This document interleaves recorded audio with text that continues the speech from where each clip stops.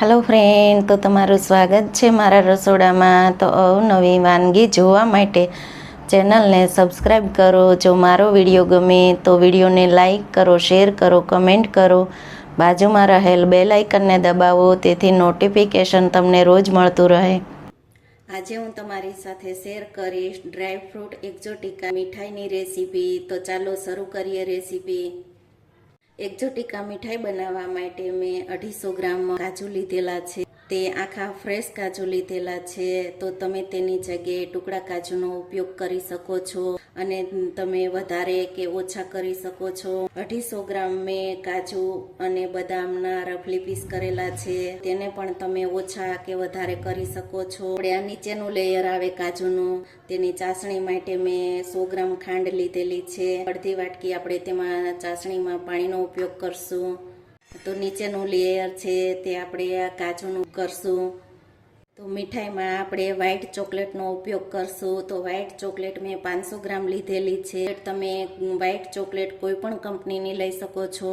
પહેલાં આપણે કાજુનું લેયર તૈયાર કરશું। તો લેયર તૈયાર કરવા માટે આપણે મિક્સર જાર લીધેલું છે, તો તેમાં આપણે થોડા થોડા કાજુને એડ કરી તેને આપણે પાવડર તૈયાર કરશું।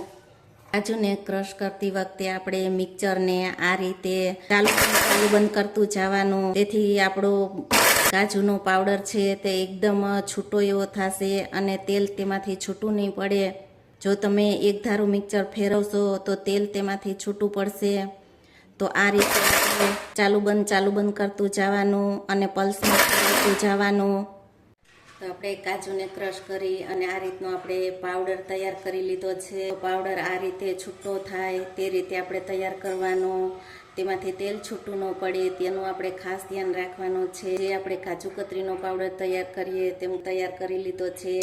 તો કાજુ કતરીમાં આ પાવડરને ચાળી અને પછી તેની કાજુ કતરી બનાવીએ। આમાં તેને ચાળવાની જરૂર નથી, તો આપણે આનો ઉપયોગ એમનેમ જ કરશું। તો આપણે આને ચાસણી તૈયાર કરી લેશું। ચાસણી તૈયાર કરવા માટે આપણે પહેલાં ખાંડને એડ કરી દેશું, પછી તેમાં આપણે પાણીને એડ કરશું। ગેસની ફ્લેમ એકદમ સ્લો રાખશું, એકદમ સ્લો ફ્લેમ રાખી અને આપણે ખાંડને ઓગાળી લેશું। ચાસણી આપણી તૈયાર થઈ ગઈ છે, તો ચાસણીને આપણે ચેક કરી લેશું। ચાસણી આપણે એક તારની લેવાની છે, પ્લેટમાં નાખી અને ચાસણીને ચેક કરી લેશું। તો આ રીતે બનીને ચેક કરી લેશું। એક તારની થઈ ગઈ છે, તમે જોઈ શકો છો। જો આ રીતની ચાસણી તૈયાર થઈ જાય તો તેમાં આપણે કાજુનો પાવડર એડ કરી દેશું। તો ચાસણી આપણી એકદમ પરફેક્ટ છે। તો આપણે આ થોડો થોડો પાવડર એડ કરી દેશું। પાવડર એડ કરી અને સારી રીતે આપણે તેને મિક્સ કરી લેશું અને 1 થી 2 મિનિટ આપણે સતત તેને આ રીતે હલાવવાનું। જો આ રીતે કડાઈની સપાટી છોડવા લાગે ત્યાર પછી આપણે ગેસને બંધ કરી દેવાનો। હવે આપણે ગેસને બંધ કરી અને પ્લેટમાં આપણે કાઢી લેશું। મેં આ મોલ્ટમાં ઘી લગાવી અને તૈયાર કરી લીધું છે। તો આ રીતનું મોલ્ટ લેવાનું। જો મોલ્ટ ના હોય તો તમે થાળીનો ઉપયોગ કરી શકો છો। તો તમે થાળીમાં આ રીતે ઘી લગાવી અને સ્પ્રેડ કરી શકો છો।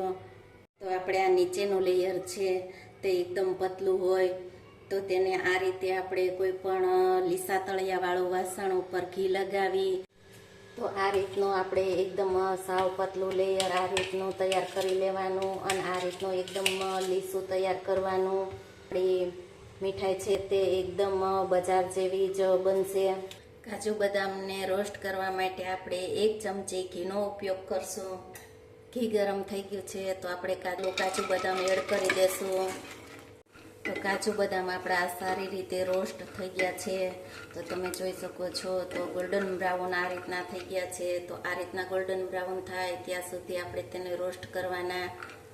ચોકલેટને ઓગાળવા માટે આપણે એક તપેલીમાં 1 લીટર જેટલું પાણી લીધેલું છે। તો પાણીને આપણે સારી રીતે પહેલાં ગરમ થવા દેશું, ત્યાર પછી આપણે આ રીતનું એક બાઉલ ઉપર રાખી દેશું અને તેમાં આપણે ચોકલેટને એડ કરી દેશું।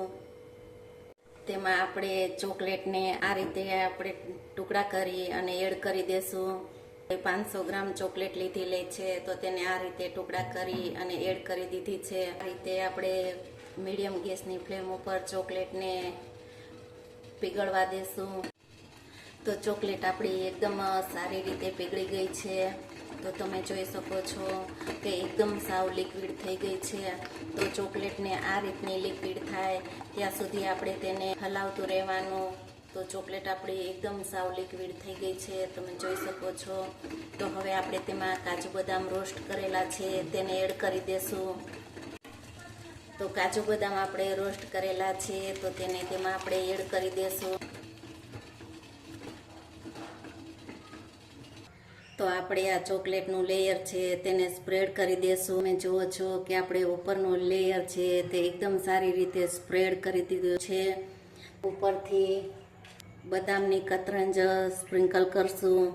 તો એકદમ સરસ આપણે બજારમાં મળે તેવી જ ઓછા ખર્ચા અને ઓછી મહેનતમાં તૈયાર થાય છે. તો હવે આને આપણે રૂમ ટેમ્પરેચર ઉપર આપણે 1 કલાક ઠંડુ થવા દેશું. કલાક થઈ ગઈ છે. તો કલાકમાં આપણે આ ટેક્સચર છે તે એકદમ સરસ એવું ઠંડુ થઈ ગયું છે, તમે જોઈ શકો છો. કાપા કરી લેશું અને ઢેફલીના પીસ તૈયાર કરી લેશું. તમે જોઈ શકો છો કે આપણે નાના નાના પીસ કરી લીધા છે. આ મીઠાઈ છે તે એકદમ સારી એવી બની અને તૈયાર થઈ ગઈ છે. તો તમે આ રીતે ઘરે બનાવશો તો ઓછી મહેનત, ઓછા ખર્ચામાં. બજારમાં આની કિંમત બહુ વધારે હોય છે, તો આપણે ઘરે ઓછા ખર્ચામાં બની જાય છે. એકદમ સારી એવી આપણી એક્ઝોટિકા મીઠાઈ બની અને તૈયાર છે. તોડી અને બતાવીશ.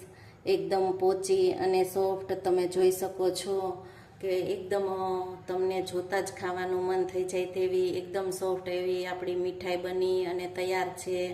જો તમે ઘરે બનાવશો તો એકદમ સહેલી રીતથી બની જશે. તો તમે જન્માષ્ટમી, દિવાળી કે રક્ષાબંધનના તહેવારમાં ગમે ત્યારે તમે આ મીઠાઈને બનાવી શકો છો. તો આપણે મીઠાઈ બની અને તૈયાર છે તો તેને આપણે સર્વ કરી લેશું. જો તમને રેસીપી ગમે તો વિડીયોને લાઈક કરો, શેર કરો, કમેન્ટ કરો. બાજુમાં રહેલ બેલ આઇકન દબાવો, તેથી નોટિફિકેશન તમને રોજ મળતું રહે.